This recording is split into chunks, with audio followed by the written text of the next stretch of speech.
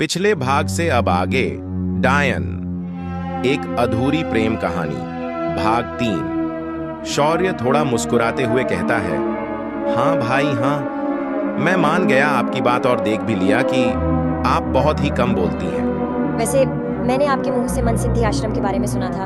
अरे हाँ, वहां पर मैं सोमवार को जाऊंगा। इतना सुनते ही पूजा चौंकते हुए कहती है, क्या मनसिद्धि आश्रम? अरे मैं तो वहाँ हर सोमवार को जाती हूँ। शौर्य खिड़की से बाहर की तरफ देखते हुए कहता है, क्या तुम भी? तुम भी मतलब? शौर्य पूजा की बात को अनसुना करते हुए अपनी सीट से खड़ा होकर जोर से कहता है, भैया बस रोक दो, मैं यहीं पर उतरूंगा। आपका घर यहीं पर है क्या? शौर्य अपना बैग उठाकर चलते हुए कहता है, हाँ यहीं पर मेरा घर है। तभी कंडक्टर शौर्य से कहता है, अरे भाई जल्दी बाहर निकलो, किससे बात कर रहे हो? शौर्य पीछे की तरफ देखकर कहता है, अरे वे पीछे। इतना कहते ही शौर्य अपना बैग लेकर सामने की तरफ देखते हुए बस से उतर जाता है। बस चल देती है।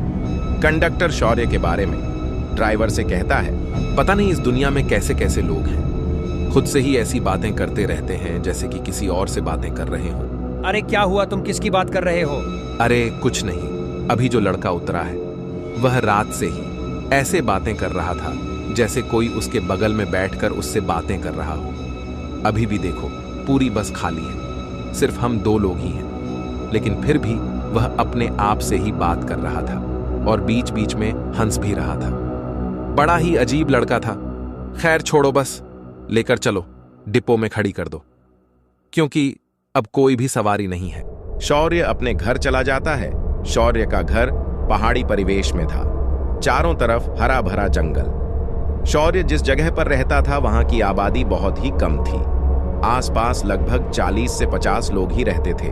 वहां के लोग बहुत ही मेहनती थे, लेकिन वहां पर जंगली जानवरों का डर हमेशा से बना रहता था। शौर्य के घर के पीछे ही एक झरना भी था जिसमें हमेशा ही पानी बहता रहता था।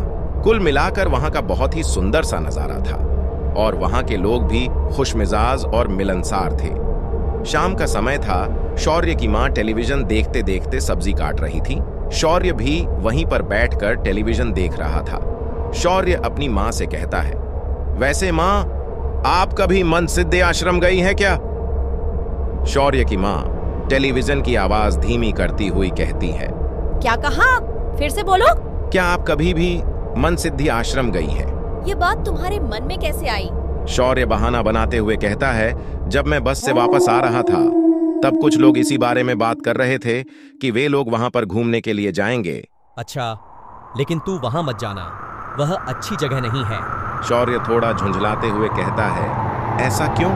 अरे आप पूरी बात तो बताओ। वैसे तो वह बहुत ही सुंदर सी जगह है, लेकिन लोग कहते हैं कि वहां पर डायन लोग साधना करने के लिए आती है। कुछ भी किसी ने कह दिया और आपने मान भी लिया? क्या आपने कभी डायन देखा है? नहीं, मैंने डायन नहीं देखा है। अरे लोग कहते हैं ना। वैसे तो और भी लोग वहां पर घूमने के लिए तो जाते ही हैं। लोग तो ये भी कहते हैं कि वहां पर एक काला सा बहुत बड़ा पत्थर है, वहीं पर डायन लोग सिद्धि करने के लिए जाती हैं। इसलिए उस जगह का नाम मन सिद्धि आश्रम है। वह आश्रम बहुत बड़ा भी है। वहां पर वैसे तो लोगों की बहुत भीड़ रहती है। फिर आपने डायन वाली बात क्यों कही?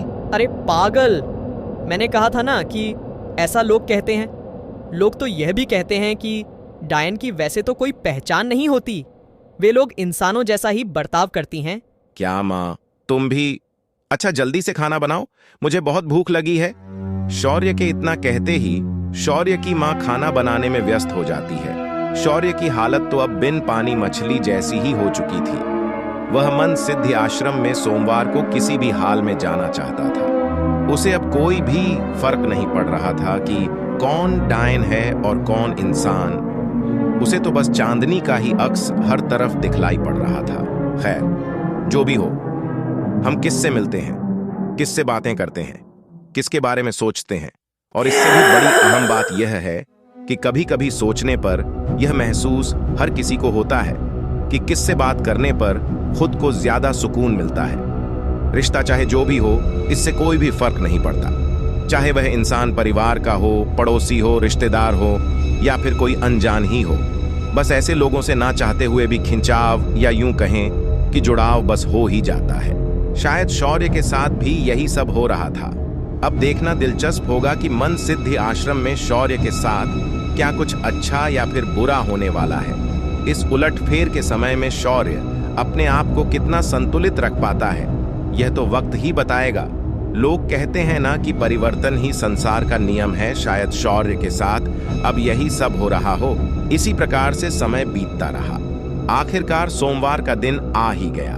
सुबह के लगभग बजते ही शौर्य नाश्ता करके अपनी मां से बहाना बनाकर घर से मन सिद्धि आश्रम के लिए अपनी मोटरसाइकिल लेकर निकल पड़ता है। आसमान एकदम साफ था।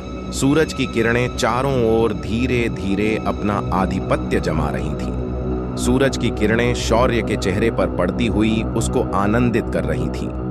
हवाएं लापरवाह ही सही पर शीतलता लिए तन छूकर सुकून पहुंचा रही थीं, जैसे रास्ता भी शौर्य का लगातार इस्तकबाल करता ही जा रहा था। शौर्य मन सिद्धि आश्रम पहुंचकर अपनी मोटरसाइकिल को मोटरसाइकिल स्टैंड पर खड़ी कर देता है। फिर नजर उठाकर चारों तरफ बड़ी ध्यान से देखता है। चारों तरफ बड़े बड़े पहाड़ और पहाड़ों के बीचों बीच एक बड़ा ही भव्य आश्रम। वह जैसे ही आश्रम के गेट पर पहुंचा, एक भीनी भीनी सुगंध से वहां का पूरा वातावरण महक रहा था।